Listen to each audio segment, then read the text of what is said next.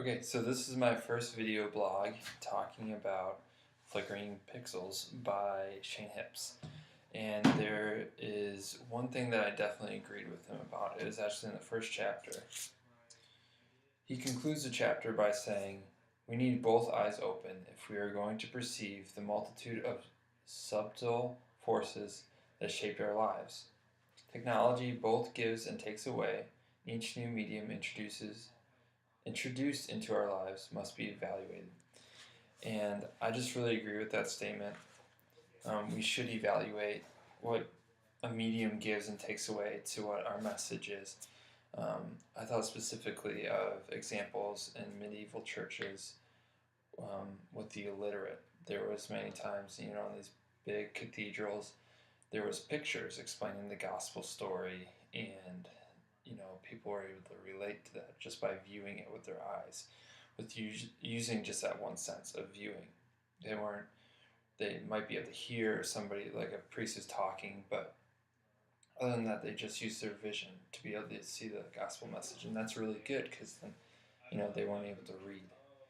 But also, it takes away, without words or without reading anything, it took away the concrete aspects of the gospel message, because pictures sometimes can be interpreted in different ways.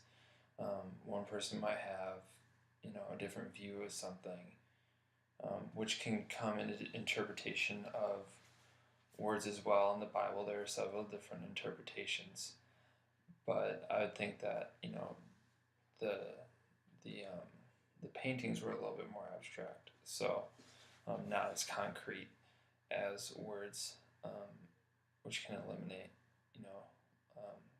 concrete thinking. And on the other side, also using like an example of the medium of writing and reading, it, like, if we're only going for literacy and like really Anabaptist-ish type thing, like saying only what's written in the Bible is like concrete, that can really limit us,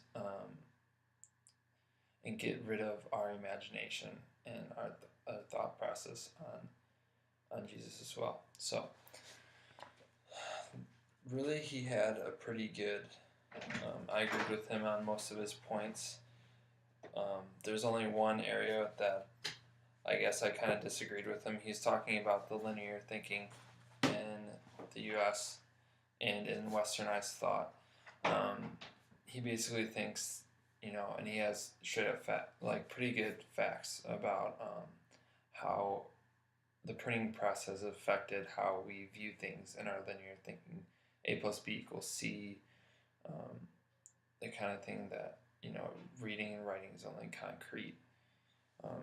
It was actually in let's see what chapter it was.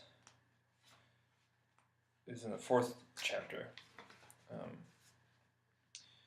And he basically says that because we've become so drenched with reason and rational thinking that we dumb down our emotions and our feelings. And he says this: perhaps the most damaging effect of suppressing the heart is that it deadens desire, that deep longing for life, love, and God fades.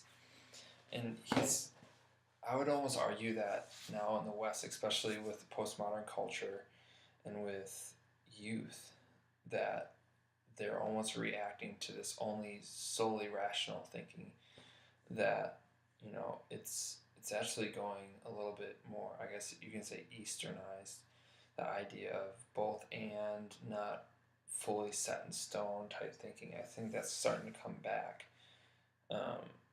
rather than just linear and reason, which can be definitely good and can be negative as well, because a lot of times there's just two sides to the coin, and we have to be able to evaluate both of those.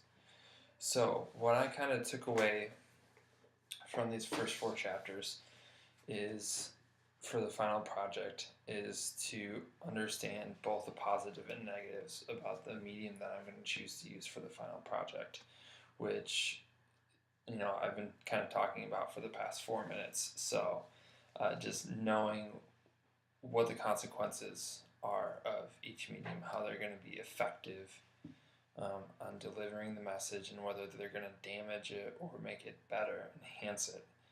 It's just a means of how I'm going to use it,